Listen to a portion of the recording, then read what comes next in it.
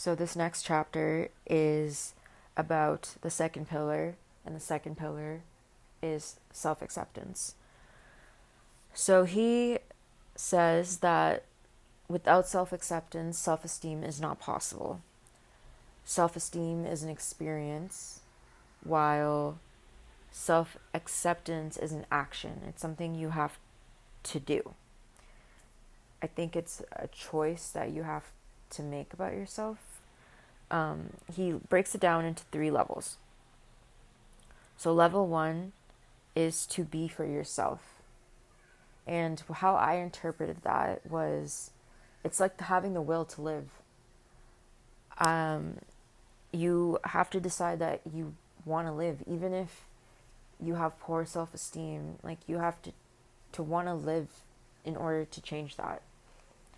During my darkest depression, something I came to realize was the thing that I want most is I want to live. I want to experience this human experience. I want to laugh. I want to see things. I want to do that for myself. Like, there were days where the reason I held on is because I would imagine how, if I hurt myself, how that would affect the people in my life. To as simple as, one of my best friends was in law school, and I thought, if I did something to myself, how would that affect her school? She would have a bad semester. It could affect her getting her degree. I can't do that to her. And so I would hold on. And I would think of my mom, and I think of my dad, and eventually I would think about myself. I think about how what I actually wanted was to live. I wanted to have a human experience and make the most of that human experience. I remember watching Alice in Borderland, and I forget this character's name, but she had like one leg, and she said something that really stuck with me, and I found that quote. It was, "I owe a debt to the me that survived that day. I'm here because of what she did, so I'll survive no matter what the cost. I'm never going to take the easy way out. I have to keep living." And that's exactly how I felt, because in that dark time, there were even darker days. Some days were worse than others, and I owed it to the me that got through that extremely dark day to live through this day and to keep going and get to a place where hopefully I feel better and I can look back on this version of myself with gratitude. So then level 2 is the idea of being honest with yourself and to be present with the reality of your behavior. What do you think? Feel what you feel. Desire what you desire. Think your thoughts. Own your feelings. Be present. The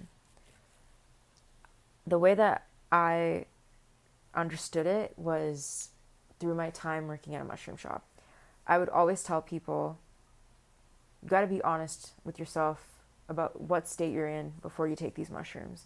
Because whenever someone would come in and tell me they had like a bad trip, and I would ask them a couple of questions, it always came down to they were someplace they didn't want to be, they were with people they didn't want to be with, and they actually didn't want to take these mushrooms, but they did anyways, and they had a bad experience, they had a bad trip, and the mushrooms only brought out the feelings that they were trying to repress. So I think level 2 is about being honest with where you're at. He even gives an example about, you may not want to go to work, but you acknowledge it, you accept that, and then you go to work anyways because you got to make money. But the work is easier, your mind is clearer because you didn't start the day with self-deception, and you being honest with yourself can lead to other actions. But it makes that moment a little bit easier. And I also then took that as the idea of how I journal. So basically, because I have OCD, and because of that choice article that I mentioned a couple of voice memos ago, I know that thoughts are simply thoughts. I could have a really fucked up, disturbing thought.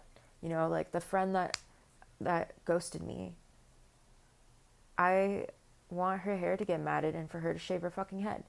But just because I think that and just because I say that, that's not a true reflection of who I am. These are just words. These are just thoughts that are in my head because I'm feeling my feelings and I'm angry.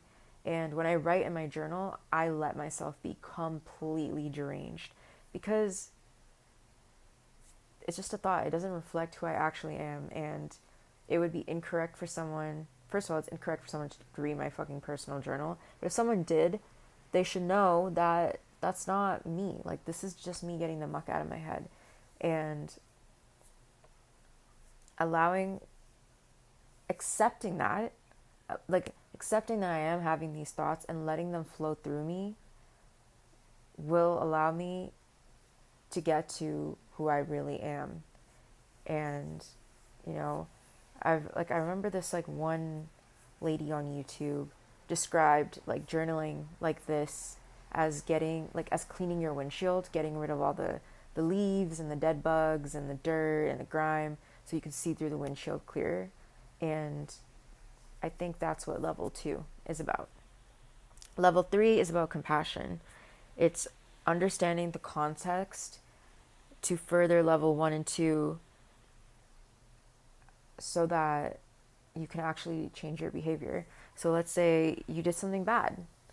Well, compassion doesn't mean that you think it's okay or that you accept the behavior. Compassion allows you to understand that you're human and you won't repeat the behavior again. So I found chapter 2 a little bit harder to internalize than chapter 1, but I'll move through the rest of today with this stuff in the back of my mind, and hopefully it'll digest further, and then tomorrow I'll have a new insight before I read chapter 3.